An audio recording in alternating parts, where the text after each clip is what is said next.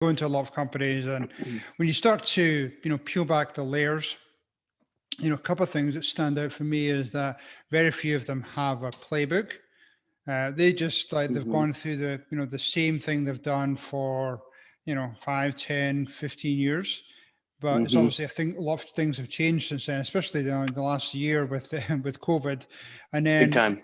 the other thing I've discovered is that when people say, "Oh, I've got some really good salespeople on my team," but when you actually start to ask them more questions, what you really figure out quickly is they're not true salespeople; they're more order takers, and That's totally right. different, totally different DNA there. So yeah, I'd love to hear about just some of the mistakes you see companies making out there, and some of the things that you're starting to figure out and address.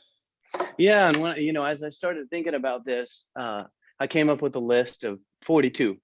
Wow, And that doesn't surprise and me. look, these are all mistakes I've made, so I can speak from experience, and or seeing over and over with my clients. I've worked with over 100 companies of all sizes, and these are just so common that you start to really pick them up, and anybody would if they were seeing it that often. And so why don't I start going through them? We'll see how far we can get. How does that sound? Okay, yeah, perfect. Let's go for it. The first one is sounds simple, but it was a big deal for me, and it has been for my clients as well. And that is just simply not being okay with failure. Okay. Right. And so what that does, and what that did for me, is it paralyzed me and thought that I had to have all the answers, and I had to not make any mistakes, and that I had to say yes to everything the client asked me to do, and that I couldn't try things and have that. So what I call, it's kind of like a good scientist, right? A good scientist is running experiments.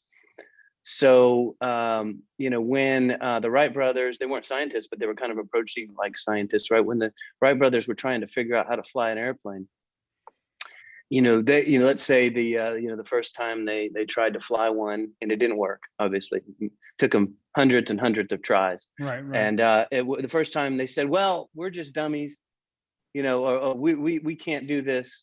We failed. And they kind of closed up shop and went home. They would have never figured out how to fly. And I think that having that experimenter's mindset is what enables us to grow and actually improve, and being okay with failure. My coach taught me that the second best word to hear is no.